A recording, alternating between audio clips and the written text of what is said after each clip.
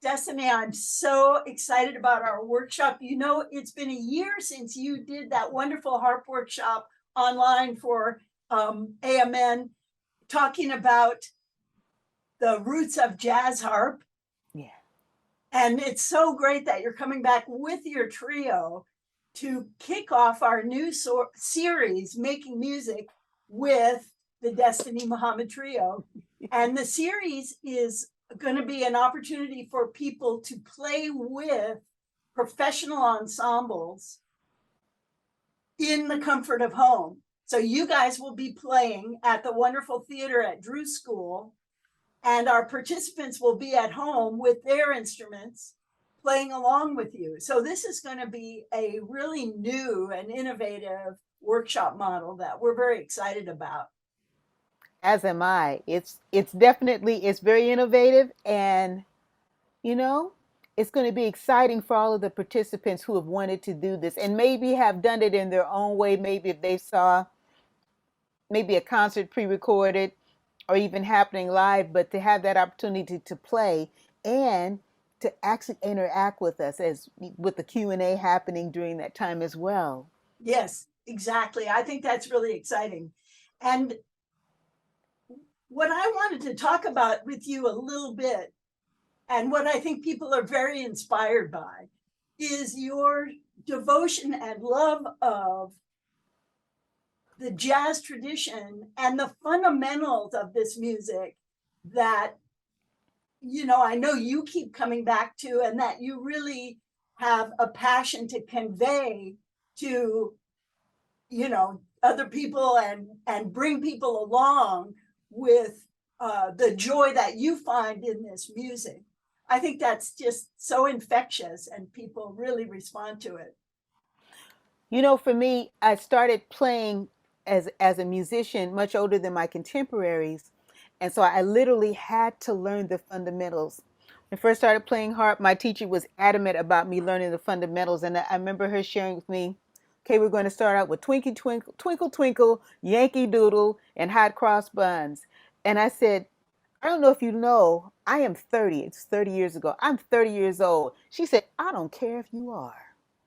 She said, "All my students start out this way, and if you don't like it, you can bounce." So we fast forward when I started studying jazz, it was literally the same thing. And I keep going back to the fundamentals.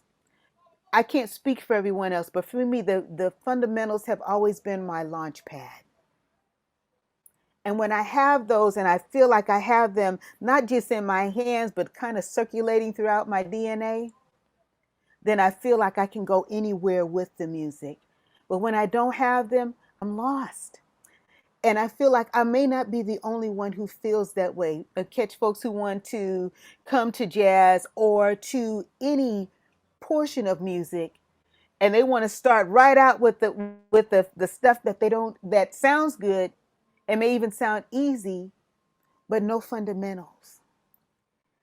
And so I love the fundamentals. I just keep coming back to them. Those ABCs of jazz, those ABCs of harp. I still have my first book that's got all my scribbles, and my teacher, once I calmed down, she put little stickers in my book like she would do all of her younger students. I love that. Yeah, yeah, because it builds from the ground up. Oh, you feel rooted because then you're not I feel like myself, I'm not kind of venturing out there thrown out in the water. I know what a C chord is. I know a C7 chord when I see it. And even when it's inverted, but that first, that C, E, G, that right there is Yes, so wonderful. it's like And being at home. oh, it's so wonderful. It is like being at home because I have that.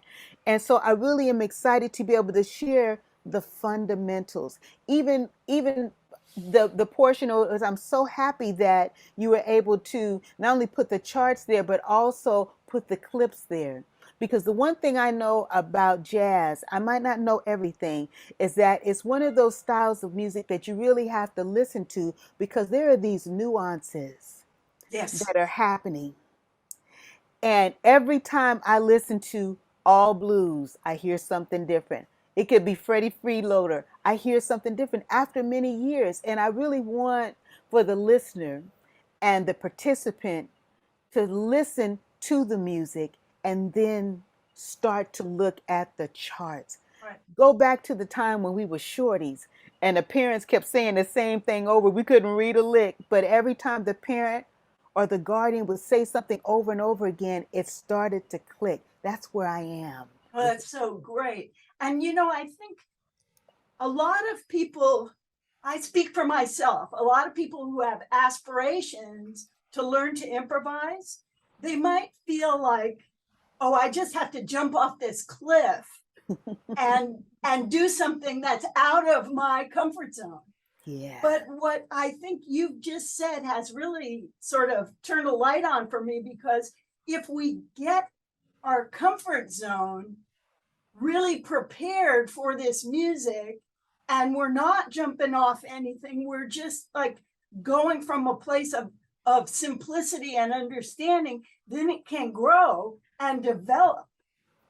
And that's where the skill comes from. That's why I keep going back to the listening. Even after 30 years of being a musician, I still need to listen and then look. I'm listening, and then I'm looking like, oh, that's what's here, but there's that other stuff that's not there too. And then applying it to my instrument. And I really encourage folks to listen. Yeah. Then look. Yeah. Yeah. So when we're in the session, and I know we're going to start by going through Miles Davis's All Blues. Yes. And play it down one time. Mm-hmm. And then we'll have this period of time where you and your colleagues will be sort of demonstrating and teaching about what it is you do as an ensemble, how you relate to one another, how the different sections of the songs transition, and how you communicate with one another to make the song work. Yes. Can you talk a little bit about what those elements are? I keep going back to the fundamentals, and I remember being a shorty in the music and specifically in jazz and hearing the word conversation repetitively said to me over and over and over again. And I didn't really get it. And then it started to click. And so I like for people to liken to European classical music, where you've got chamber music and you've got a cellist and maybe a violist and a violinist. And everybody has to be strong in their understanding of the music. And then they come together and they've all been studying a particular song or suite of music, but everybody's strong enough where they're playing and listening, and their portion of the conversation is shared. And so when I liken harp, upright bass, and drums, we've all been independently what they call shedding. And then we come together with our own understanding of the music so we can bring that conversation. What is it that I have to say in all blues on my instrument? And so that's how I liken it to Destiny Muhammad on harp, and I'm feeling like I have something to contribute. What is my conversation in that G7 blues? Yes. What is my conversation? How do I add to it? If I don't know the music, or if I'm just reading the charts, which some people do and they do very well, but if I've been listening to Miles Davis, Miles Dewey Davis, because I liken every jazz musician as a composer at the same level as a Mussorgsky. Absolutely. And so there are conversations that are still speaking in Mussorgsky's, maybe I believe it's in the Respighi Pines. There's still those conversations in that music that are still alive. And so in this new millennium, what do I have to say as a participant in the all blues conversation? That's right. And moving the music forward. Moving it forward. That's the beauty, and being able to share it with other generations that are multiplex. I have folks my age, of course, I'm a slightly vintage, but that had always wanted to play blues. So the music is multi-generational. What does each person have to, because each person has come from an experience that's contributing to that sound as it happens today. We're not talking about in the 50s, we're talking about we're talking Miles Davis, who I think would have probably been close to 100 now. Yeah, Listen, that how would he have interpreted today? What was his conversation 100 years later? that's right. And I say as a classical musician, that's true of that chamber music group you're talking about, Oh, because we bring ourselves as well as what we prepare. yes, So yes, you're in the moment with your preparation and your listening and yes. that conversation with one another, with the rhythmic, harmonic, and melodic elements that are in the composition. Correct. And so that's what I see when I'm listening to each player. Each one is bringing all of their life experience that has happened up until that moment. And this is the thing that I want to share with the participants is bring all your life experience, whatever that is. Here's the music. Miles wrote it, but what do you have to say in that conversation? That's so great. It's going to be so fun for people, not only to learn from you guys, but to really feel like they're part of the ensemble and that they're welcomed into that music experience. And they get to play along with you, because then at the end of the workshop, you're going to play a short concert and people will have the charts. We have them on the webpage and they can listen and play along and have that experience of really being part of the ensemble. Absolutely. We Yes. also we also have a little mini master class with a young harpist Yes. from Drew School, so that's going to be really exciting.